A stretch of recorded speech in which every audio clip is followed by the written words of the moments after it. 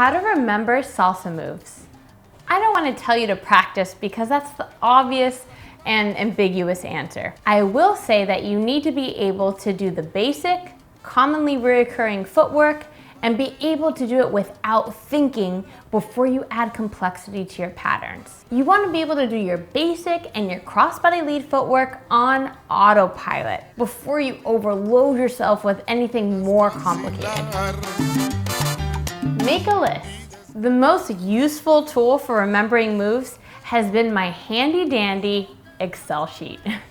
Now, in order to do this, I found it easiest to name the patterns, and ideally by giving them names that remind you about something unique to the pattern.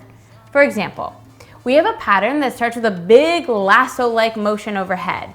So we named it rodeo. That way, when I recall the name, I can remember what makes it special and can execute the rest once I start. I think you'll find out that your recall is a lot better and quicker when you give each pattern a name. Now, if that sounds overwhelming, don't worry, we have you covered.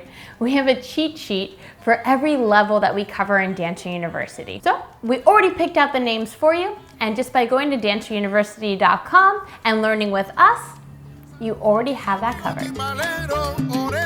Memorize a choreography. One common way many good social dancers have gotten so good is by memorizing choreography. Learning choreography comes with a number of perks. You will learn a lot of material. It's important that this material be social dancing friendly and not just choreography that works during a performance. Once you can execute a routine comfortably, you can chop it up into smaller chunks that you rearrange during the dance. It gives you structure to your practice.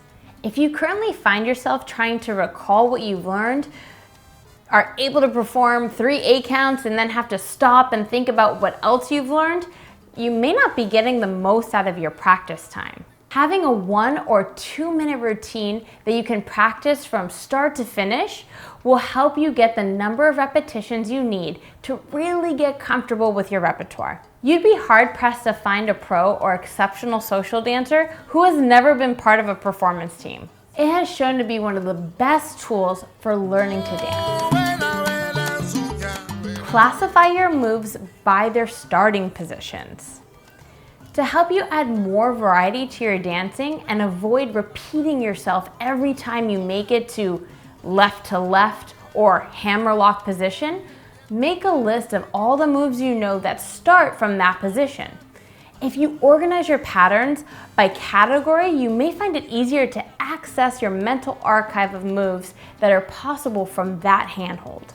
If you enjoyed this video, make sure you hit the subscribe button and click the notification bell so you know when we upload our next video. Show your support by sharing this video with your friends so you can help us reach a bigger community. DancerUniversity.com is your one-stop shop for all things dance. Be sure to visit our page and subscribe to our newsletter for weekly tips and events. We have full salsa and bachata online courses and lots of dance-related goodies to help you navigate the dance world. Our online courses have something for everyone.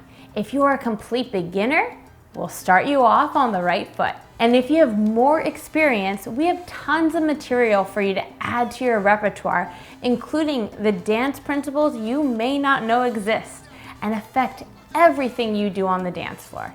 If you have any dance-related questions or topics you'd like to see discussed on our channel, make sure to leave it in the comments below. That's it for today's video, and remember, Dancer University is here to make sure you are a hit on the dance floor.